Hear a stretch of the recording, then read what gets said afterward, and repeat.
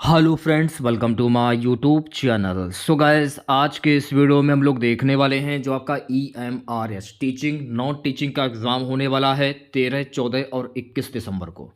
तो आज की इस क्लास में हम लोग EMRS teaching non teaching exam के लिए प्रीवियस ईयर के टॉप मोस्ट इंपॉर्टेंट क्वेश्चंस को यहाँ पर डिस्कस करने वाले हैं। तो वीडियो काफ़ी इंपॉर्टेंट है आप लोगों के लिए, तो इस वीडियो को पूरा ज़रूर देखिए। वीडियो अच्छा लगे तो प्लीज़ वीडियो को लाइक और शेयर ज़रूर करें। अगर आप चैनल पर नए हैं और आप लोगों ने अभी तक इस चैनल को सब्सक्राइब नहीं किया है तो प्लीज़ चैनल को ज़रूर सब्सक्राइब करें और नोटिफिकेशन बेल ऑन करना ना भूलें। तो चलिए वीडियो को स्टार्ट करते हैं। खुद से प्रयास कीजिएगा इन सभी क्वेश्चंस के आंसर देने का 2 से 3 सेकंड के बाद मैं आंसर क्लियर कर दूंगा। तो आज के इस सेशन में पहला क्वेश्चन, अत्याचार शब्द में कौन सी संधि है? यण संधि, गुण संधि, वृद्धि संधि या दीर्घ संधि? तो सबसे पहले आप क्या करना है, आपको अत्याचार की संधि विच्छेद कर लीजिए। तो अत्याचार की संधि विच्छेद क्या होती है? अत्याचार की संधि विच्छेद होती है अति धन आचार।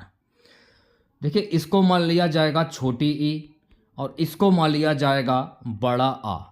तो छोटी ई प्लस बड़ा आ मिलकर क्या बना? छोटी ई प्लस बड़ा आ मिलकर बना या। और नियम के अनुसार या किस में आता है? या जो है ये यण संधि में आता है। तो अत्याचार में प्रयुक्त संधि कौन सी होगी? यण संधि हो जाएगी। तो ए ऑप्शन करेक्ट हो जाएगा।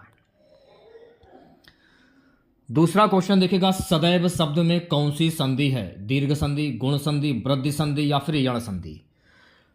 सबसे पहले आप सदैव की संधि विच्छेद कर लीजिए। तो सदैव की संधि विच्छेद क्या होती है? सदा धन ऐव। ठीक है, इसको मान लिया जाएगा बड़ा आ, इसको मान लिया जाएगा ए। तो बड़ा आ प्लस ए मिलकर क्या बना? तो बड़ा आ प्लस ए मिलकर ए बन गया। और नियम के अनुसार ए किस में आता है? वृद्धि स्वर संधि में आता है। तो सदैव में प्रयुक्त संधि कौन सी होगी? वृद्धि स्वर संधि हो जाएगी। तीसरा क्वेश्चन आपकी स्क्रीन पर, यथाशक्ति शब्द में कौन सा समास है? अव्ययभाव समास, तत्पुरुष समास, द्विगु समास या द्वंद्व समास? यथाशक्ति का समास विग्रह क्या होता है? यथाशक्ति, शक्ति के अनुसार।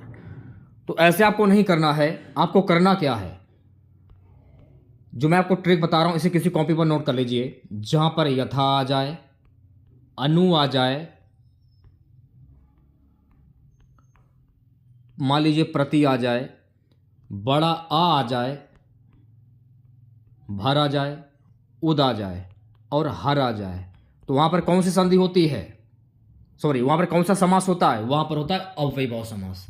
अब देखिए स्टार्टिंग का शब्द देखिए, यथा दिया है, यथा यह दिया है, अनुप्रति, प्रतिदिन, आडंबर, भरपेट, उदय, हर दिन।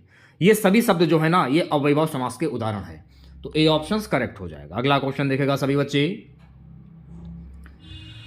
चौथा क्वेश्चन है, ऊंट के मुंह में जीरा मुहावरे का अर्थ है बहुत अधिक मात्रा, बहुत कम मात्रा, उचित मात्रा, अनुपयुक्त मात्रा।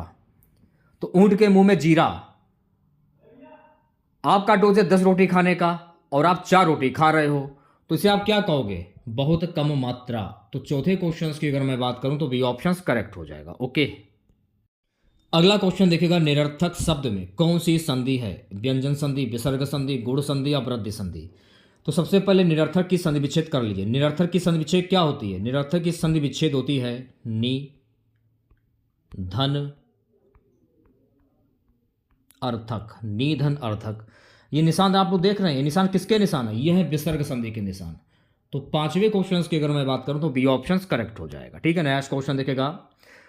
छठा क्वेश्चन हमारा, अपना उल्लू सीधा करना मुहावरे का अर्थ है ईमानदार रहना, स्वार्थ सिद्ध करना, पक्षी पालना, सीधा बोलना। तो अपना उल्लू सीधा करना, तो अपना उल्लू सीधा करने का अर्थ क्या होता है? अपना काम निकालना।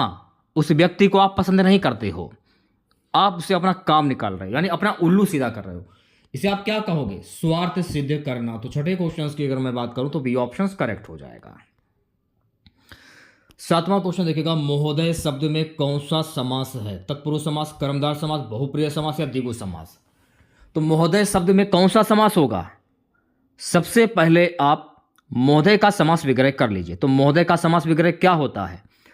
महान, महान है जो उदय, इसका समास वगैरह ये होगा महान है जो उदय। और आपसे पूछा क्या जा रहा है कि महोदय शब्द में कौन सा समास होगा। कर्ता ने कर्म को करण के द्वारा संप्रदान के लिए संबंध का के की अधिकरण में पर, ऐसे भी आप कर सकते हो। एक तरीका और भी है, वो भी मैं आपको बता देता हूं भाई। महोदय, महान अलग है, मोह अलग है, दय अलग है, दोनों को जोड़ दिया गया, नया शब्द क्या बना, महोदय। ऐसे भी कर सकते हो और ऐसे भी कर सकते हो, तो इसमें कौन सा समास होगा, तत्पुरुष समास हो जाएगा। तो 7वें क्वेश्चन की अगर मैं बात करूं तो ए ऑप्शन करेक्ट हो जाए। क्वेश्चन महत्वपूर्ण, एक बार जरूर देख लीजिएगा आप लोग। 8वां क्वेश्चन देखेगा। 8वां क्वेश्चन क्या, जैसी करनी वैसी भरनी लोक तृतीय का अर्थ है खाना बनाना, पैसा जमा करना, कर्म के अनुसार फल मिलता है, ऋण चुकाना। तो आप लोगों ने कहावत जरूर सुनी होगी, जैसा बोगे वैसा काटोगे, तो जैसा करोगे वैसा भरोगे, तो कर्म के अनुसार ही फल मिलता है। तो 8वें क्वेश्चन की अगर मैं बात करूं तो भाई सी ऑप्शन करेक्ट हो जाएगा। 9वां क्वेश्चन देखिएगा, विद्वान शब्द का स्त्रीलिंग शब्द क्या होगा। विद्वान शब्द का स्त्रीलिंग शब्द क्या होगा। देखिए विद्वान जो है ना, ये एक पुल्लिंग शब्द है। तो आपसे पूछा क्या जा रहा है कि विद्वान का स्त्रीलिंग शब्द क्या होगा। तो विद्वान का स्त्रीलिंग शब्द होता है विदुषी। तो 9वें क्वेश्चन की अगर मैं बात करूं तो बी ऑप्शन करेक्ट हो जाएगा। 10वां क्वेश्चन देखिएगा, प्रत्युष शब्द में कौन सी संधि है, यण संधि, व्यंजन संधि, गुण संधि या वृद्धि संधि। प्रत्युष, तो प्रत्युष का संधि विच्छेद क्या होगा। सबसे पहले प्रत्युष का संधि विच्छेद कर लीजिए। तो भाई प्रत्युष का संधि विच्छेद होता है प्रति धन ऊष, प्रतिधन ऊष, इसका संधि विच्छेद होता है।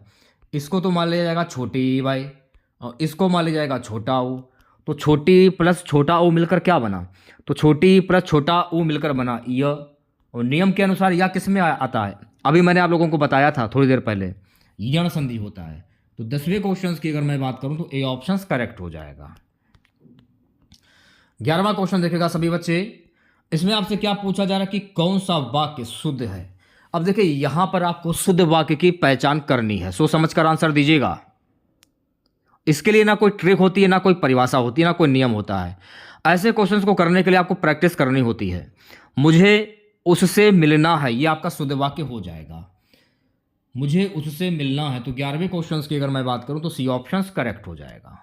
12वां क्वेश्चन देखेगा भाई, दिया तले अंधेरा मुहावरे का अर्थ है प्रकाश स्रोत के नीचे अंधकार, अपनी बुराई स्वयं को दिखाई ना देना, बिजली का चले जाना, रोशनी का फैलना। तो दिया तले अंधेरा, इसका मुहावरा क्या होगा, अपनी बुराई स्वयं को दिखाई ना देना। तो 12वें क्वेश्चन की अगर मैं बात करूंगी तो भाई 12वें क्वेश्चन का जो राइट आंसर जाएगा ऑप्शन नंबर बी के साथ में। 13वां क्वेश्चन देखेगा सभी बच्चे, मौन शब्द का पर्यायवाची नहीं है, चुप्पी, शांति, निशब्द, कोलाहल। तो मौन शब्द का पर्यायवाची शब्द कौन सा नहीं है। देखिए मैं आपको बता देना चाहता हूं कि कोलाहल जो है ना, ये मौन शब्द का पर्यायवाची शब्द नहीं है, क्योंकि कोलाहल जो है ना ये एक विलोम शब्द है। तो 13वें क्वेश्चन की अगर मैं बात करूंगी तो भाई डी ऑप्शन करेक्ट हो जाएगा। अगला क्वेश्चन देखेगा 14वां क्वेश्चन है कि अबुदय शब्द में कौन सी संधि है, गुण संधि, वृद्धि संधि, दीर्घ संधि या यण संधि। तो सबसे पहले आपको क्या करना है, सबसे पहले आपको अबुदय का संधि विच्छेद कर लेना है। तो अबुदय का संधि विच्छेद क्या होता है, अभिधन उदय, ठीक है। इसको तो मान लिया जाएगा छोटी ई और इसको मान लिया जाएगा छोटा ऊ। तो छोटी ई प्लस छोटा ऊ मिलकर क्या बना, तो भाई मेरे छोटी ई प्लस छोटा ओ मिलकर बना या। और नियम के अनुसार या किस में आता है, तो नियम के अनुसार या जो है ना यण संधि में आता है। अभी मैंने आप लोगों को बताया था, तो डी ऑप्शन करेक्ट हो जाएगा। अगला क्वेश्चन देखेगा 15वां क्वेश्चन है, सूर्योदय शब्द में कौन सी संधि है, दीर्घ संधि, गुण संधि, वृद्धि संधि या यण संधि। तो सबसे पहले आप सूर्योदय की संधि विच्छेद कर लीजिए। तो सूर्योदय की संधि विच्छेद क्या होती है, तो मेरे प्यारे बच्चों सूर्योदय की संधि विच्छेद होती है सूर्य धन उदय। क्या होता है, सूर्य धन उदय, ठीक है। अब देखिए इसको तो मान लिया जाएगा छोटा आ और इसको मान लिया छोटा ऊ। तो छोटा प्लस छोटा ऊ मिलकर क्या बना, ओ बन गया। और नियम के अनुसार ओ किस में आता है, ओ जो है ये गुण संधि में आता है। तो सूर्योदय में प्रयुक्त संधि कौन सी होगी, गुण संधि हो जाए, तो बी ऑप्शन करेक्ट हो जाएगा। 16वां क्वेश्चन देखेगा सभी बच्चे, नाच न जाने आंगन टेढ़ा लोक तृतीय का अर्थ है अच्छा नृत्य करना, अपनी अयोग्यता को छिपाना, आंगन साफ करना, नृत्य सीखना। तो नाच न जाने आंगन टेढ़ा, इसकी लोकतृप्ति क्या होगी? अपनी अयोग्यता को छिपाना। तो 16वें क्वेश्चन की अगर मैं बात करूंगी तो भाई बी ऑप्शन जो है इस क्वेश्चन का करेक्ट आंसर हो जाएगा। 17वां क्वेश्चन देखिए, जिन लोगों ने अभी क्लास को लाइक अगर आप लोगों ने नहीं किया है तो प्लीज क्लास को लाइक जरूर किया करें आप लोग। असीम शब्द का विलोम शब्द क्या होगा? अनंत, ससीम, अमर्यादित या अपार। तो असीम शब्द का विलोम शब्द क्या होगा? असीम शब्द का विलोम शब्द ससीम होता है। तो 17वें क्वेश्चन की अगर मैं बात करूं तो बी ऑप्शन करेक्ट हो जाएगा। अगला क्वेश्चन देखेगा 18वां क्वेश्चन है, उन्मूलन शब्द में कौन सी संधि है? विसर्ग संधि, व्यंजन संधि, गुण संधि या वृद्धि संधि। तो उन्मूलन का संधि विच्छेद क्या होता है? उन्मूलन का संधि विच्छेद होता है उत्धन मूलन, उत्धन मूलन। तो ये निशान आप देख रहे हो, ये निशान किसका होता है? व्यंजन संधि का निशान होता है। तो उन्मूलन में प्रयुक्त संधि कौन सी होगी? व्यंजन संधि हो जाएगी। तो बी ऑप्शन करेक्ट हो जाएगा। 19वां क्वेश्चन, जिज्ञासा शब्द का पर्यायवाची शब्द क्या होता है? देखिए, जिज्ञासा का पर्यायवाची शब्द होता है कौतूहल भी होता है, उत्सुकता भी होता है, जानने की इच्छा भी होता है। इसलिए इस क्वेश्चन का जो राइट आंसर होगा उपयुक्त सभी, ऑप्शन नंबर डी करेक्ट हो जाएगा। सो गाइस 20वां क्वेश्चन देखेगा। 20वां क्वेश्चन हमारा ये कह रहा है कि निसंदेह शब्द का विलोम शब्द क्या होगा? तो निसंदेह का विलोम शब्द क्या बनेगा? तो निसंदेह का विलोम शब्द बनेगा संदिग्ध। तो 20वें क्वेश्चन की अगर मैं बात करूंगी तो भाई ए ऑप्शन जो है इस क्वेश्चन का करेक्ट आंसर हो जाएगा। जैसा कि आप सभी लोग जानते हैं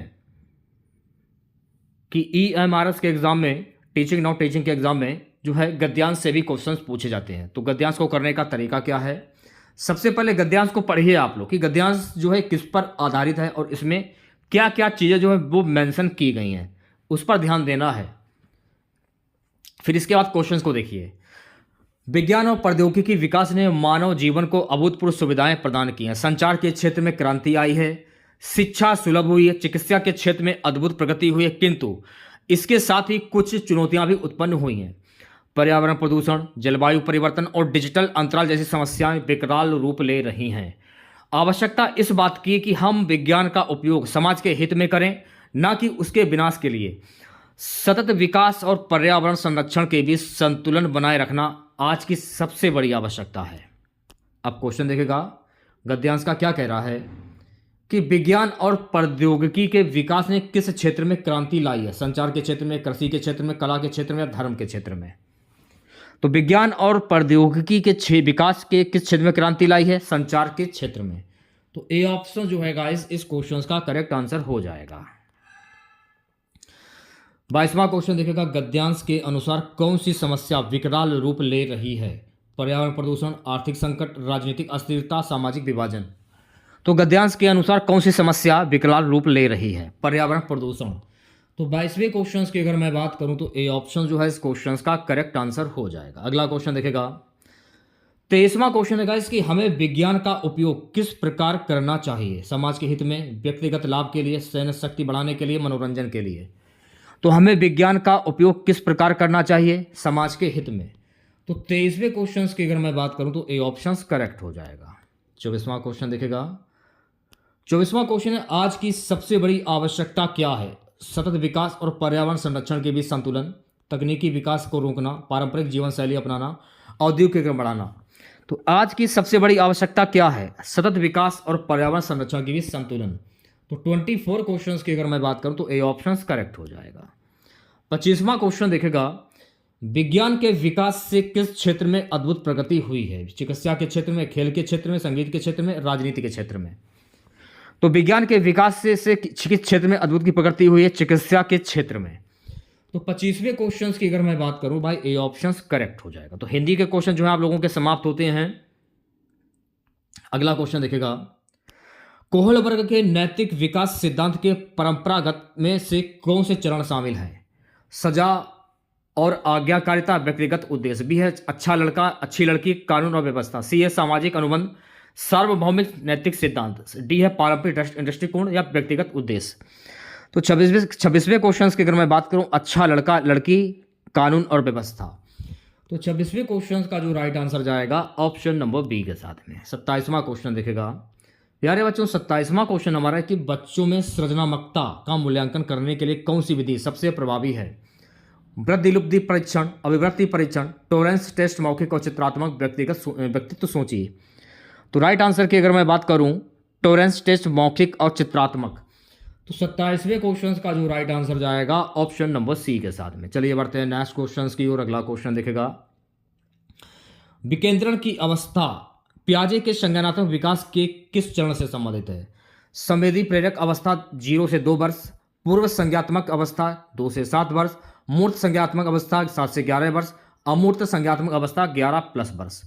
तो 28 क्वेश्चंस की अगर मैं बात करूं मूर्त संज्ञात्मक अवस्था 7 से 11 वर्ष, तो 28वें क्वेश्चन का जो राइट आंसर जाएगा ऑप्शन नंबर सी के साथ में। चलिए बढ़ते हैं नेक्स्ट क्वेश्चन की ओर प्यारे बच्चों। अगला क्वेश्चन देखेगा, बहुबुद्धि सिद्धांत थ्योरी ऑफ मल्टीपल इंटेलिजेंस के प्रतिपादक कौन है? हार्ड गार्डनर, अल्फ्रेड विने, रॉबर्ट स्टर्नबर्ग, लेव वाइगोस्की। तो मेरे प्यारे बच्चों बहुबुद्धि सिद्धांत के प्रतिपादक जो हैं ये हैं हार्वर्ड गार्डनर। तो 29वें क्वेश्चन की अगर मैं बात करूं तो ए ऑप्शन करेक्ट हो जाएगा। 30 क्वेश्चन देखेगा।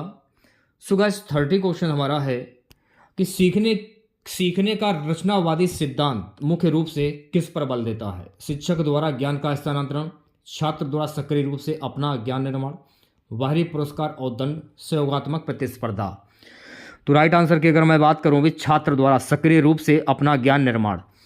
तो 30वें क्वेश्चन का जो राइट आंसर जाएगा मेरे प्यारे बच्चों ऑप्शन नंबर बी के साथ में।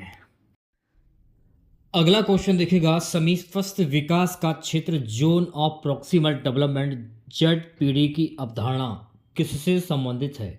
जीन पियाजे, Lev Vygotsky, VF Skinner, Abraham Maslow. तो ये संबंधित है मेरे प्यारे बच्चों लेव वाइगोस्की। तो राइट आंसर की अगर मैं बात करूं तो 31वें क्वेश्चन का जो राइट आंसर जाएगा ऑप्शन नंबर बी के साथ में। 32वां क्वेश्चन देखेगा। सो गाइस 32वां क्वेश्चन हमारा है कि सकारात्मक सुदृढ़ीकरण का क्या अर्थ है? अवांछित व्यवहार को दंड देना, वांछित व्यवहार के बाद कुछ बात सुखद प्रदान करना, अप्रिय उद्दीपन हटाना, व्यवहार की अपेक्षा करना। तो 32वें क्वेश्चन की अगर मैं बात करूं वांछित व्यवहार के बाद कुछ सुखद प्रदान करना। तो 32वें क्वेश्चन का जो राइट आंसर जाएगा ऑप्शन नंबर बी के साथ में। 33वां क्वेश्चन देखेगा सभी बच्चे। 33वां क्वेश्चन है, संज्ञानात्मक असंतुलन की अवधारणा किसने दी? क्वेश्चन देखिए महत्वपूर्ण है, आंसर दीजिएगा आप लोग। यह अवधारणा जो है ना लियोन फेस्टिंगर ने दी थी। तो 33वें क्वेश्चन की अगर मैं बात करूं भी तो भाई 33वें क्वेश्चन का जो राइट आंसर जाएगा ऑप्शन नंबर बी के साथ में। 34 क्वेश्चन देखेगा सभी बच्चे। 34 क्वेश्चन हमारा प्रभावी अधिगम इफेक्टिव लर्निंग के लिए ध्यान अटेंशन की कौन सी प्रक्रिया महत्वपूर्ण है? चयनात्मक ध्यान, विभाजित कर ध्यान, निरंतर ध्यान, उपरोक्त सभी। तो 34वें क्वेश्चन की अगर मैं बात करूं उपरोक्त सभी, तो डी ऑप्शन जो है गाइस इस क्वेश्चन का करेक्ट आंसर हो जाएगा। चलिए बढ़ते हैं नेक्स्ट क्वेश्चन की ओर। अगला क्वेश्चन देखेगा।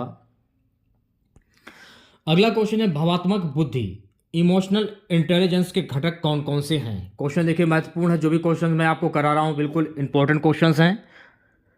इसके जो महत्वपूर्ण जो घटक हैं, स्व जागरूकता, स्व प्रबंधन, सामाजिक जागरूकता, संबंध प्रबंधन।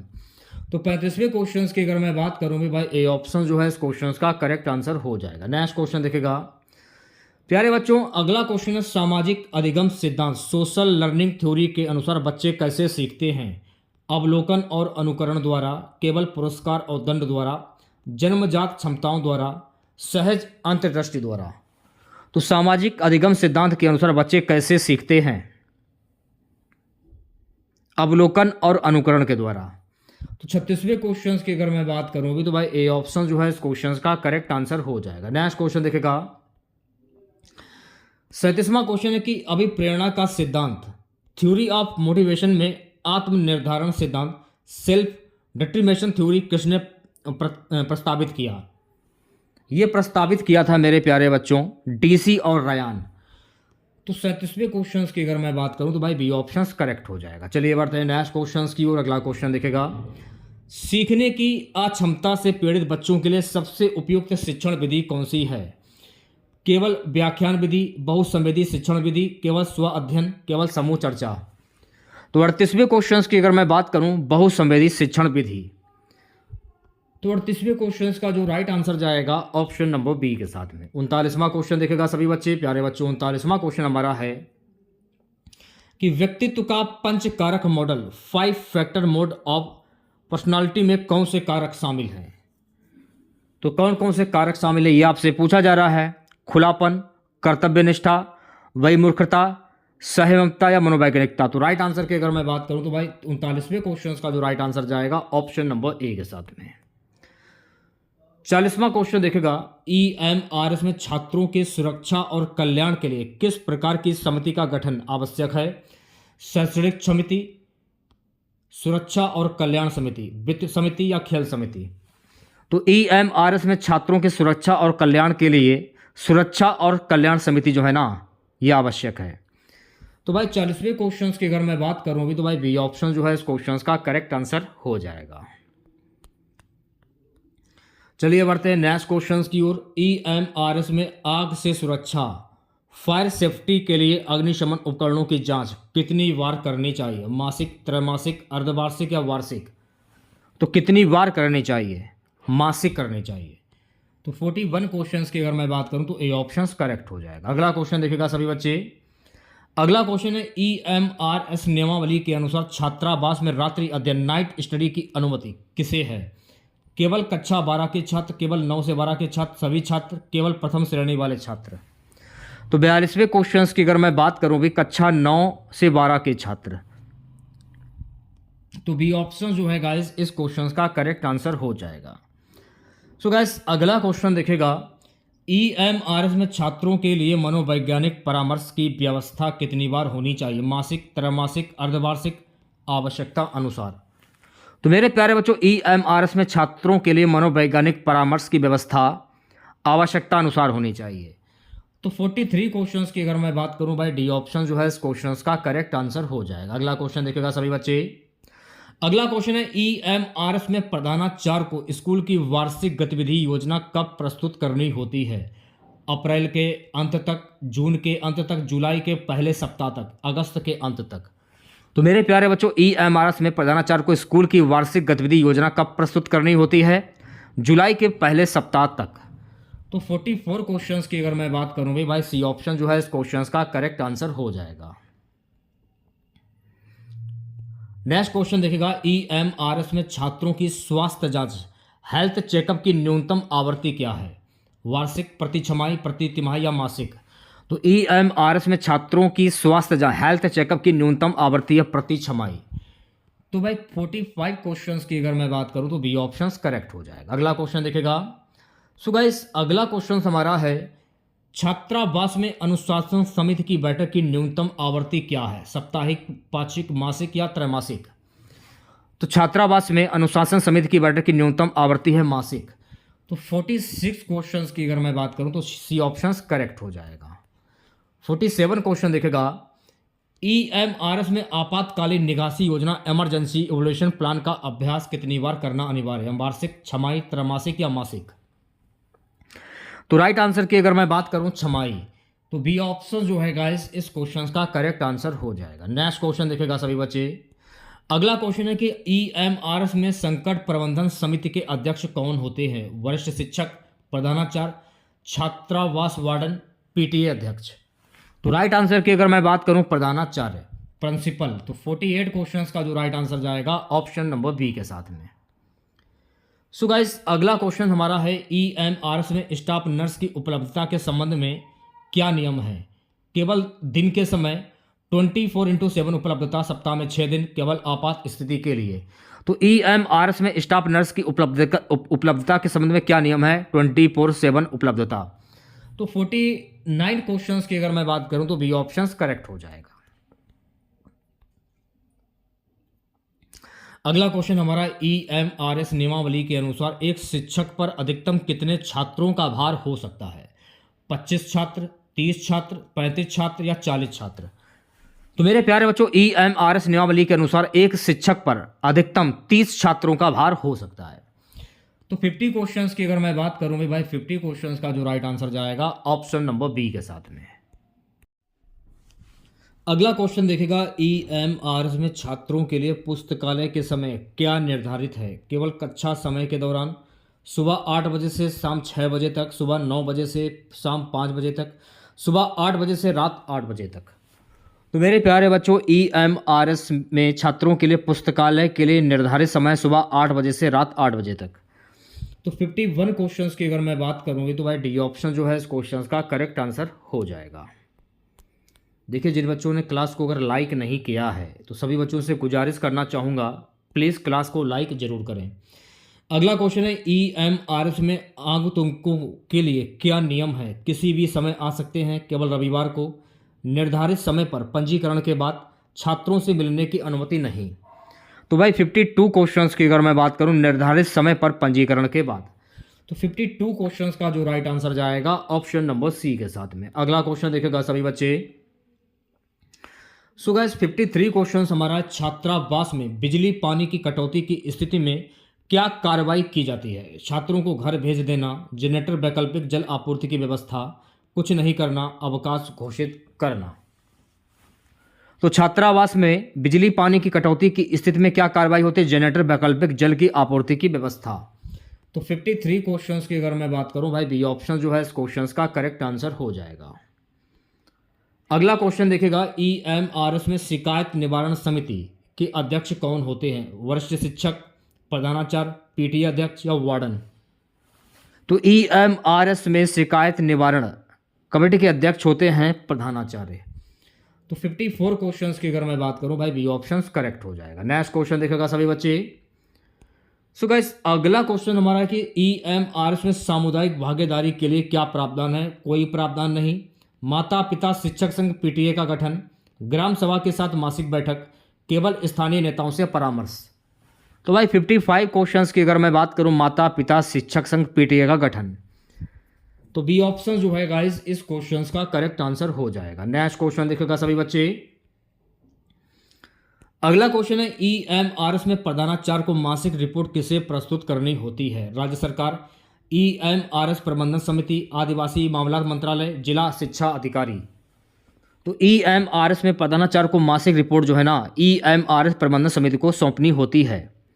तो राइट आंसर की अगर मैं बात करूंगी तो भाई 56 क्वेश्चंस का जो राइट आंसर जाएगा ऑप्शन नंबर बी के साथ में।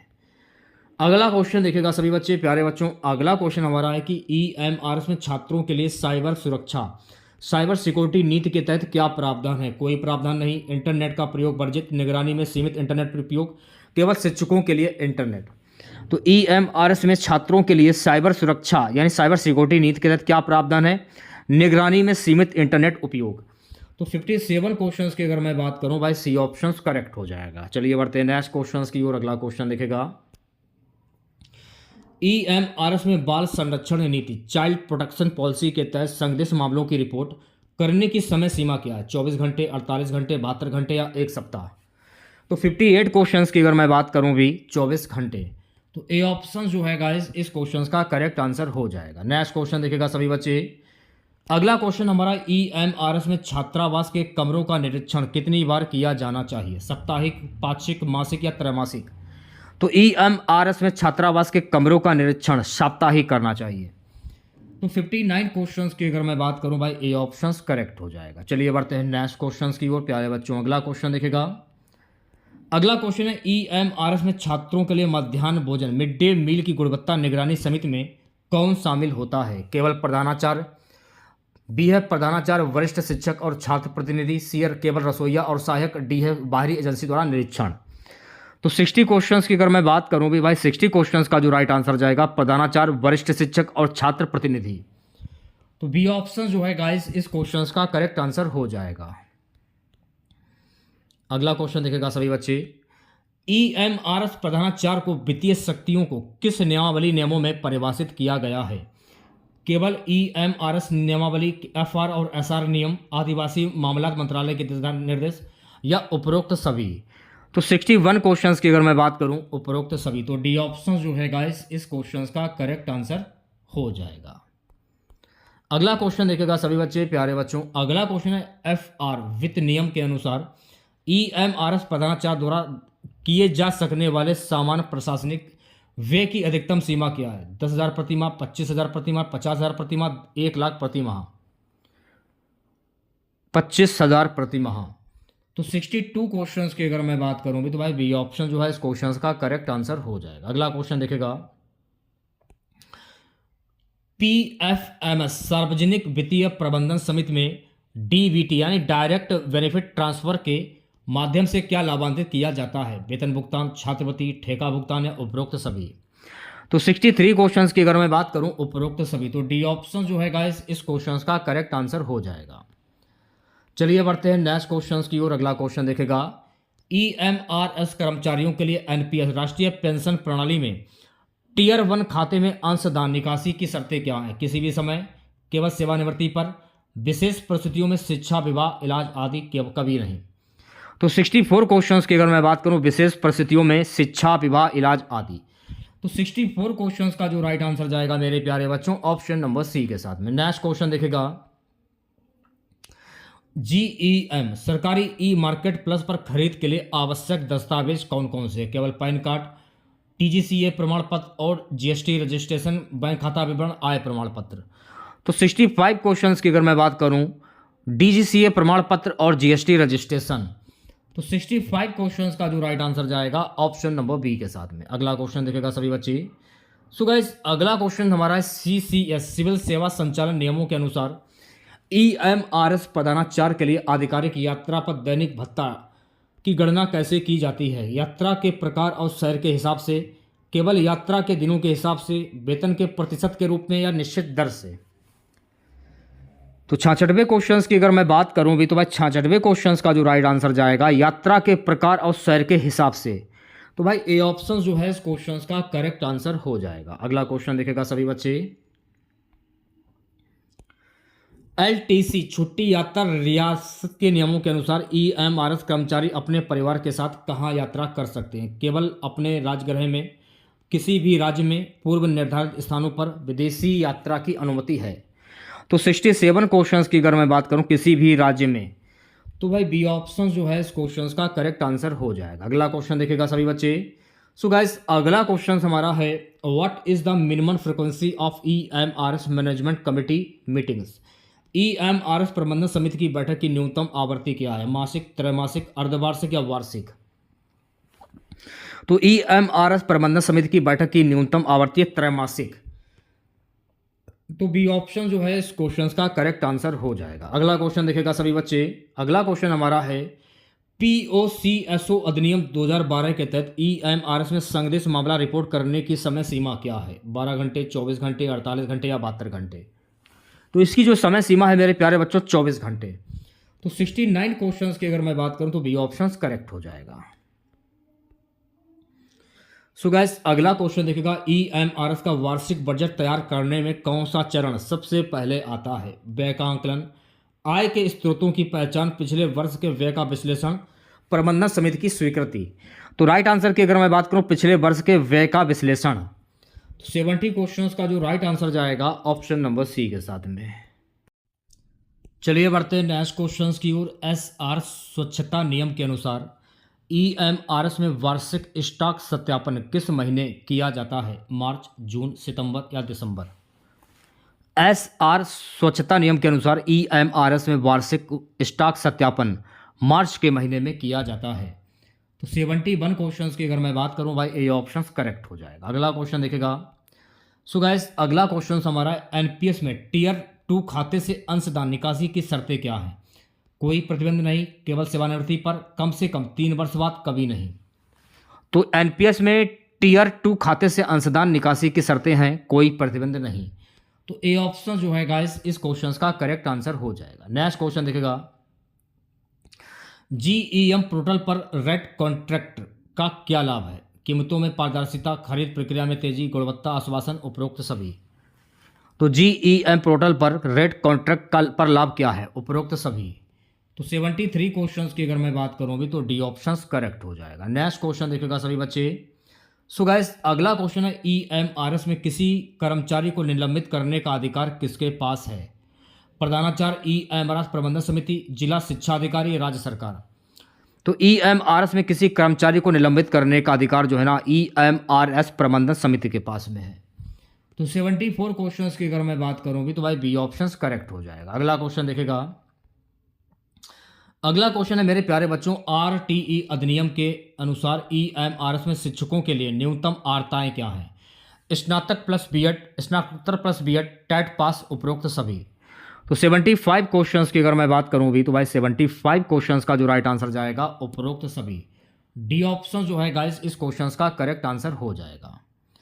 चलिए बढ़ते हैं नेक्स्ट क्वेश्चंस की ओर। पीएफएमएस में बजट निगरानी का क्या उद्देश्य है? व्यय को नियंत्रित करना, बजट के दुरुपयोग को रोकना, वित्तीय अनुशासन सुनिश्चित करना, उपरोक्त सभी। तो 76 क्वेश्चंस की अगर मैं बात करूं उपरोक्त सभी, तो डी ऑप्शन जो है गाइस इस क्वेश्चंस का करेक्ट आंसर हो जाएगा। सीसीएस नियमों के अनुसार ईएमआरएस पदानुसार के लिए अवकाश संचय की अधिकतम सीमा क्या है? 180 दिन, 240 दिन, 300 दिन या 360 दिन।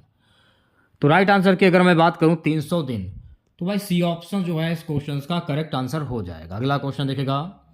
सो गाइस अगला क्वेश्चन हमारा है, ईएमआरएस में शिक्षकों का वेतन भुगतान किस प्रणाली के माध्यम से किया जाता है? Payroll software, PFMS, treasury code, सीधे बैंक हस्तांतरण।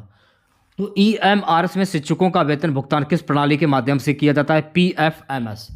तो बी ऑप्शन जो है गाइस इस क्वेश्चन का करेक्ट आंसर हो जाएगा। चलिए बढ़ते हैं नेक्स्ट क्वेश्चन की ओर।